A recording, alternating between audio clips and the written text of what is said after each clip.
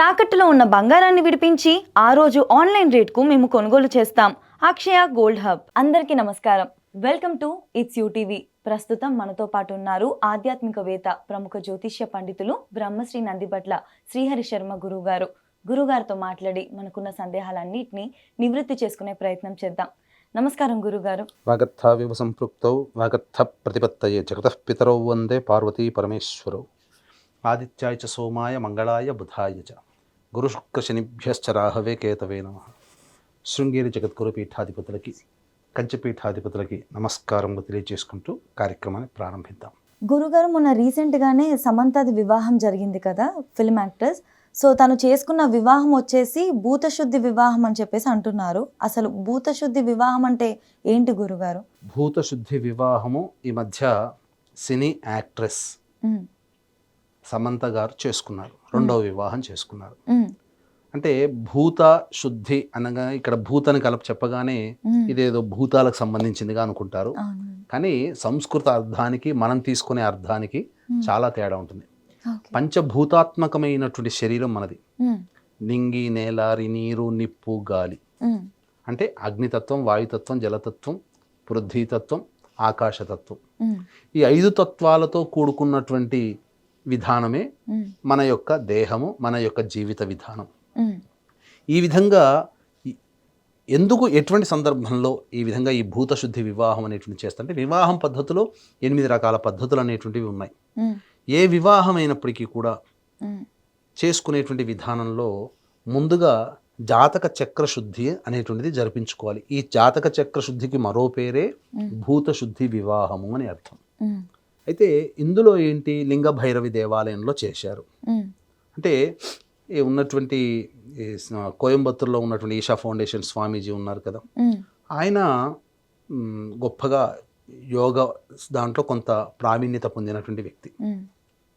కాబట్టి ఆయన చేత నిర్మింపబడినటువంటి లింగ భైరవి దేవాలయంలో ఆయనను నమ్ముకుంది ఆవిడ. కాబట్టి వివాహము ఎందుకు చేసుకుంది, ఈ భూతశుద్ధి వివాహం ప్రక్రియ అనేటువంటిది అని అంటే, ఆల్రెడీ ఆమెకు ఒక వివాహం జరిగింది ముందు అబ్బాయితో, నాగార్జున కొడుకుతో. జరిగిన తర్వాత కొన్ని కారణాల వల్ల విడిపోయారు. అంటే జాతకంలో ఏదో లోపం ఉండడం వల్లనే కదా. ఒకప్పుడు కొన్నిసార్లు ఒక అటెంప్ట్ చేస్తాం మనం, ఉద్యోగ ప్రయత్నము, ఐఏఎస్కి, ఐపీఎస్కో, లేకపోతే ఇంకే దానికో ప్రయత్నం చేస్తాం, లేదా సినీ రంగంలో రావడం కోసమో, లేకపోతే ఏదైనా కానీ వ్యాపారంలో కానీ ప్రయత్నం చేస్తాం. సక్సెస్ కాలేకపోయాము అని అంటే మన జాతకంలో ఏదో లోపం ఉన్నట్టు లెక్క చేసిన ప్రయత్నంలో. కాబట్టి ఇక్కడ ఏంటి, ఈ జాతకంలో ఉండేటువంటి దోషాలని తొలగించుకునే ప్రక్రియే ఈ భూతశుద్ధి వివాహం. అంటే ఈ భూతశుద్ధి వివాహ ప్రక్రియలో ముఖ్యంగా మగవాళ్ళకి ఉంటుంది, ఆడవాళ్ళకి ఉంటుంది. మొట్టమొదలుగా చూడదలిచినటువంటిది ఏంటి, కుజ దోషాలు, మాంగళ్య దోషాలు, సంతాన దోషాలు, ప్రేత దోషాలు, ఇలా పునర్వివాహ దోషాలు అని అంటారు. పునర్భూ దోషము అని అంటారు దీన్ని. పునర్భూ దోషము, సంతానపరంగా ఉండేటువంటి దోషము, కుజదోషము, అలాగే మాంగళ్య దోషాలు, మరియు ప్రేత దోషాలు, కాలసర్ప దోషాలు. ఇవన్నీ కూడా మనిషి యొక్క వ్యక్తిగతమైనటువంటి జీవితంలో ప్రభావాన్ని చూపుతాయి. కాబట్టి ఇక్కడ ఈ దోషాలని తొలగించుకునే ప్రక్రియలో భాగంగా వివాహానికంటే ముందు ఇవి చేసుకోవాలి. చేసుకుని ఏ వ్యక్తి అయితే శుద్ధి అయిపోతుందో అప్పుడు వివాహం చేసుకుంటే వచ్చేటువంటి ఇబ్బందులన్నింటినీ కూడా అధిగమించగలుగుతారు అని శాస్త్ర ప్రమాణం. అందుకనే ఒకసారి దెబ్బతిన్నాం, బాధపడ్డాం, ఆ బాధ పడే వాళ్ళకు తెలుస్తుంది. అంతే తప్ప ఇప్పుడు మనం చెప్పిన మాట విని బాగానే చెప్తారులే అనుకుంటే, ఎవరికైతే ప్రేమలో వైఫల్యం చెందుతారో, ఎవరికైతే వివాహమే ఇబ్బందులు పడుతుంటారో, ఎవరికైతే సంతానం కోసం నిరీక్షణ చేస్తూ ఉంటుంటారో, ఎవరికైతే వివాహం అయిన తర్వాత చేసుకున్నటువంటి భార్య కానీ భర్త కానీ పోతే ఆ నరకం అనుభవించే వాళ్ళకి తెలుస్తుంది. ఇలాంటి స్థితిలో మళ్ళీ ఇంకొకసారి మనం జీవితంలో మళ్ళీ ప్రవేశించాలి, మనం కొత్త జీవితాన్ని ప్రారంభించాలన్నప్పుడు మళ్ళీ ఇవి క్యారీ ఫార్వర్డ్ కాకుండా ఉండాలంటే అక్కడితో వాటికి చెయ్యాలి, కట్ చేసేసేయాలి. ఇప్పుడు ఉదాహరణకు చెప్తానమ్మా, ఒక మామిడి చెట్టు ఉంది, లేదా ఏదైనా ఒక చెట్టు ఉంది. దానివల్ల మనము జీవితంలో ఒక మంచి ఈల్డ్ అంటే ఫలపుష్పాలు మనం పొందాలి అనుకున్నప్పుడు దాన్ని జాగ్రత్తగా కాపాడుతాం. ఏదైనా తెగులు వచ్చింది, చెదలు పట్టింది, ఒక కొమ్మకు పట్టింది, కాదులే చూస్తూ ఊరుకుంటే ఏమవుతుంది, చెట్టే నాశనం అవుతుంది. ఆ ఏ చెట్టుకైతే ఆ చెదలు కానీ ఆ ఇబ్బంది పట్టిందో ఆ కొమ్మని నరికేసేస్తే మిగతా చెట్టు అంతా బాగుతుంది కదా. అట్లాగే ఒక దశలో మనం ఇబ్బంది పడి ఇంకొక దశలోకి వెళ్ళి మళ్ళీ కొత్త జీవితాన్ని ప్రారంభించాలనుకున్నప్పుడు పాతలో ఉన్నటువంటి దోషాలు మన ఉన్నాయి కాబట్టి పాతలో ఆ విధంగా ఇబ్బందులు పడ్డాం కాబట్టి ఆ దోషాలని తొలగించుకునే ప్రక్రియ చేసుకుంటే ఇబ్బంది ఉండదు. అది ఎలా తెలుస్తుంది? మన జాతక చక్రంలోనే ఉంటుంది. మన జాతక చక్రంలో దీని గురించి పెద్దగా లోతుగా చర్చించాల్సిన అవసరం లేదమ్మా. మొత్తం మన జాతక చక్రంలో 4 రకాల ఇనుగా ఉంటాయి, 5 రకాలు పంచభూతాలు మన జాతక చక్రంలో ఉన్నాయి. ఇప్పుడు ఇది మన దేహం. మనం ఒక ఏ వ్యక్తి అయినా కానీ, మీరైనా నేనైనా వీక్షించేటువంటి యూటీవీ ప్రేక్షకులు కూడా ఎవరైనా కానీ జన్మించారు అని అంటే ఆ జన్మించిన సమయానికి ఒక లగ్నం ఉంటుంది, అది బేస్ చేసుకొని మొత్తం రాశి చక్రంలో 4 తత్వాలు ఉన్నాయి. మొత్తం అగ్నితత్వము, భూతత్వము, వాయుతత్వము, జలతత్వము, ఈ 4 తత్వాలు ఉన్నాయి. మేషము, సింహము, ధనుస్సు అగ్నితత్వం, వృషభము అలాగే సంబంధించినటువంటిది కన్య మరియు మకరం భూతత్వం, మిథునము, తుల, కుంభ వాయుతత్వం, కర్కాటకము, వృశ్చికము, మీనము జలతత్వం. ఈ 12 రాశుల్లో 3 4 తత్వాలు ఉన్నాయి. అందుకే 4 3 12. ఇదంతా కలిసింది మన రాశి అంటే మన దేహమే కదా, ఆకాశతత్వం మనమే ఇది. అది కాబట్టి ఇవన్నీ కూడా మనకే ఆపాదించబడ్డాయి. కాబట్టి ఈ యొక్క తత్వాలలో ఉన్నటువంటి దోషాలు తొలగించుకొని మనం చేసుకునేది ఈ ప్రక్రియ భూతశుద్ధి ప్రక్రియ. అందుకని ఈ దోషాలు ఏవైతున్నా ఆ దోషాల నివృత్తి జరుపుకొని సంబంధించినప్పుడు వివాహ దోషాలు ఉన్నాయనుకోండి, అమ్మాయికి వైధవ్య యోగం ఉంది, ఘట వివాహం చేస్తారు. అబ్బాయికి ఉన్నది దోషం వైధవ్య యోగం, విధుర యోగం అంటారు అబ్బాయికి అయితే. అప్పుడు కదలి వివాహము, అర్క వివాహము చేస్తారు. గాంధారికి కూడా ఇలాగే దోషం ఉందని చెప్పి మేకపోతు పొట్టేలుతో వివాహం జరిపించారు. తర్వాత సంహరించడం జరిగింది. ఆ దోషం పోయింది కాబట్టి నిండు 100 ఏళ్ళు హాయిగా పిల్ల పాపలతో ఎక్కువగా కలకాలం జీవించగలిగింది. సరే, యుద్ధంలో మరణించారు, కొడుకులు అవన్నీ పక్కకు పెట్టండి. కానీ చేసుకున్న తర్వాత ఆ దోషం నుంచి బయటపడి ధృతరాష్ట్రుడు ఎటువంటి ఇబ్బంది కలగలేదు కదా.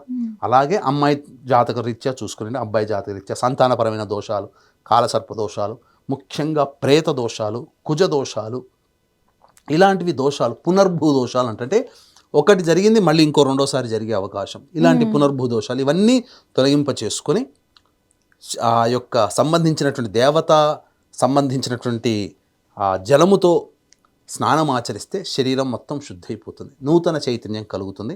తద్వారా ఈ విధంగా చేసుకోవడం వల్ల భవిష్యత్తులో మళ్ళీ ఇటువంటి ఇబ్బందులు రాకుండా జీవితాన్ని గడపవచ్చు.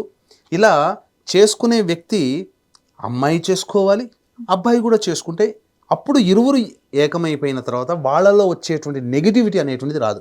ఇప్పుడు వివాహాలు జరుగుతున్నాయి, జరగగానే ఏం జరుగుతుంది, కొంతకాలం ఆకర్షణతో వివాహాలు అవుతున్నాయి. ఇప్పుడు ఎంతసేపటికి పెళ్లి చూపులు అంటారు, ఫోటోలు చూసుకుంటారు, పెళ్లిళ్ళు చేసుకుంటుంటారు. ఏం జరుగుతుంది అక్కడ? అమ్మాయి అందంగా ఉంది, అబ్బాయి అందంగా ఉన్నాడు, హైట్ ఉన్నాడు, ఇవి చూసుకునే కదా ముందు ప్రొసీడ్ అయ్యేది. జాబులు ఇవన్నీ తర్వాత లెక్క. పెద్దవాళ్ళు చెప్పిన వివాహాలు ఇప్పుడు ఎవరు చేసుకుంటున్నారు? ఎవరికి వాళ్ళకి నచ్చితేనే చేసుకుంటున్నారు. నచ్చడం అంటే ఫిజికల్ అపియరెన్స్. ఆ ఫిజికల్ అపియరెన్స్ నచ్చిన తర్వాత చూస్తున్నారు. ఎప్పుడు ఒకే రకంగా ఉంటుందా ఈ దేహం? ఒక ఆడపిల్ల 2 3 పిల్లల్ని కన్న తర్వాత దేహంలో మార్పులు వస్తాయి. మగవాడికి మార్పులు వస్తుంటాయి గడుస్తున్నా కొద్దీ. నేను అప్పుడు పెళ్లి చేసుకునే ముందర ఇట్లా ఉంది కదా అని చెప్పి ఇప్పుడు ఏమవుతుంది, ఆ భావన పెరిగి దూరం అవ్వడానికి అవకాశాలు ఉన్నాయి. అందుకనే మాంగళ్య బంధంతో ఒకటయ్యేటువంటి దంపతులు మళ్ళీ ఎటువంటి అభిప్రాయం లేకుండా విడిపోకుండా మళ్ళీ ఎప్పుడు కలకాలం జీవించాలంటే జాతకంలో ఈ దోషాలు పూర్వకాలంలో తొలగింప చేసేవాళ్ళు. ప్రతి కుటుంబంలో ఆచారం ఉంది ఇదంతా కూడా. కానీ ఇప్పుడు దాన్ని పక్కకు పెట్టేసేసి ఈ యొక్క సంబంధించినటువంటి ఆకర్షణతో కూడుకున్న వివాహాలే జరుగుతుండడం వల్ల ఆ ఆకర్షణ ఉన్నంత వరకు, శరీరము ఓజస్సు తేజస్సు ఉన్నంత వరకు ఇరువురి పట్ల ఆకర్షణ ఉంటుంది. ఒకసారి ఎవరికైనా ఆకర్షణ తగ్గిందంటే విడిపోవడానికే ప్రయత్నం చేసి ఇంకొక వివాహం కోసమే ప్రయత్నం చేస్తున్నారు. ఇప్పుడు అవి ఎక్కువైపోయాయి. ఇంకా ఇప్పుడు మన హిందూ సమాజంలో అసలు వివాహమే చేసుకోవద్దని అనుకుంటున్నారు. కాబట్టి ఇలా మనం చెప్పుకోవాలంటే అనేకంగా మనం చాలా ఇన్ఫర్మేషన్ మనం చెప్పుకోవచ్చు. ముఖ్యంగా మనం సంక్షిప్తంగా చెప్పుకోదలిస్తే వివాహ సంబంధంగా జీవితంలో ఉన్నప్పుడు భవిష్యత్తు జీవితంలో మళ్ళీ ఇబ్బంది. ఎందుకనంటే మనము ఆ వివాహ బంధం నుంచి బయటపడాలనుకునే కోరిక బలంగా ఉంటుంది. పడేంత వరకు, ఆ బయట పడేంత వరకు మన మనస్సు ఆరాటపడుతుంది. కానీ ఒక్కసారి బయట పడ్డ తర్వాత ఆ అమ్మాయి జీవితమైనా అబ్బాయి జీవితమైనా ఒడ్డున పడ్డ చేపలాగా గిలగిల కొట్టుకోవాల్సిందే. సంఘంలో కానీ ప్రతి చోట మనకు తెలియకుండా మనమే అంతర్లీనంగా బాధలు పడాల్సిన, సంఘం దృష్టిలో పడతాం, అవి జరుగుతాయి. కానీ ఎందుకు చేసుకున్నాను రా అది. ఇప్పుడు చాలామంది వివాహము అయిన తర్వాత ఎక్కడ కొంత కుదరక విడిపోతున్నారు, ఎక్కడో ఏదో ఒక భావం దగ్గర. మళ్ళీ తెలిసి వచ్చిన తర్వాత, ఆ బాధ తెలిసి వచ్చిన తర్వాత రెండో వివాహం చేసుకుంటారు కదా, అప్పుడు తగ్గి ఉంటారు. నేను అనేది ఏంటంటే, ఆ తగ్గి ఉండడం ఏదో మొదటి వివాహం దగ్గరనే తగ్గుంటే అయిపోయాయి కదా. ఇప్పుడు కొత్తగా రెండో వివాహం చేసుకునే వాడి దగ్గరకు వచ్చి, ఆ అబ్బాయి దగ్గరకు వచ్చి ఈమె తగ్గి ఉండడం, అమ్మాయి దగ్గరకు వచ్చి ఈయన తగ్గి ఉండడం, అడ్జస్ట్మెంట్ అవ్వడం అనేటువంటిది అప్పుడు నేర్చుకుంటే, ఒక దెబ్బ తగిలితే కానీ అడ్జస్ట్మెంట్ కారా?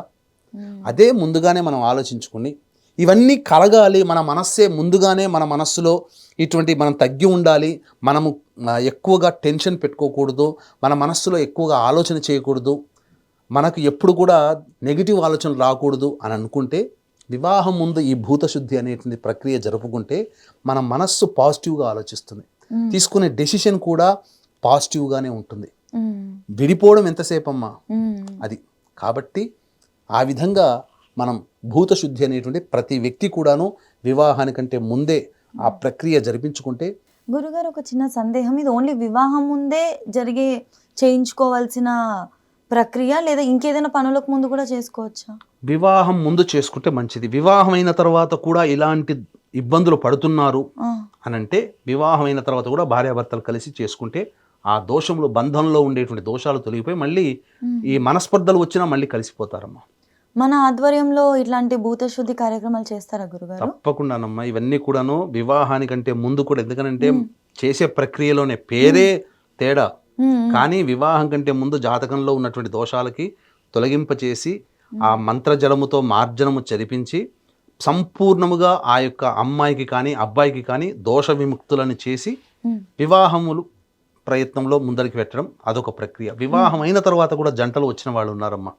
అటువంటి వచ్చిన వాళ్ళకి కూడా విడిపోతాము అనుకునేటువంటి సందర్భంగా ఉన్న వాళ్ళు కూడా ఈ సంబంధించినటువంటి పెద్దలు కలిసినప్పుడు ఈ పరిహారాల్లో ఈ భూతశుద్ధి ప్రక్రియ అనేటువంటిది జరిపించి ఆ ఇద్దరిని కూర్చోపెట్టి ఆ యొక్క మంత్రోదకముతో చేయడం వల్ల అటువంటి నెగిటివ్ కూడా చాలా మందికి పోయాయి.